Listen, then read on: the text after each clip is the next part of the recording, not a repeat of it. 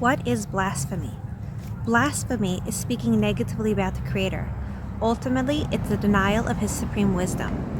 You see, the Torah tells us that everything, both good and bad, comes from the Creator. This point is illustrated very strongly in the book of Job. You see, there was a man called Job, and the Satan, or the evil adversary, came to ask God for permission to test Job to see if he would curse the Creator. Now, he told God, he said, this is a man who has everything. He lives in this protective bubble. Of course he loves God. Of course he's happy with God. He's, in that position, he's not going to say anything bad against you. So he asked God for permission to take away all that goodness in life, to challenge him. And God gave him certain parameters. He said, yes, you can go and you can remove all the goodness in his life, he said, but you're not allowed to kill him. So up until that point, the Satan had permission to test Job.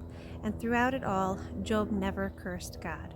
It's very important to note that the Satan had to request permission from God, because the Satan has no power of its own. It only receives its power from God. Ultimately, both good and the painful things in life come from God. Jewish tradition has it that even for the painful things in life, such as when somebody dies, God forbid, we bless God even for the painful situations. We acknowledge that it's coming from Him. Because there's so much good in life, but at the same time, there's sometimes goodness that is clothed in layers and layers and layers of suffering. We have a twofold job when it comes to pain in the world. The first part of the job is to recognize that our own pain comes from God.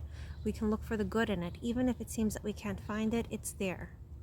The second thing is, when we see somebody else who has a painful situation, when we see somebody else suffering, then we have a job to protest. It is our job to cry out to God and say, God, please heal this person. Please help this person. It's a painful situation.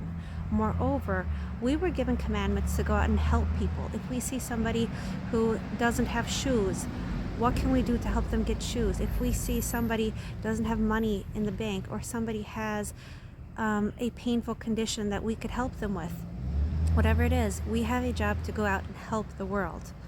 But at the end of the day, our job is to acknowledge that both good and bad come from God, and no matter how much we're suffering, to never ever speak against the Creator of the world.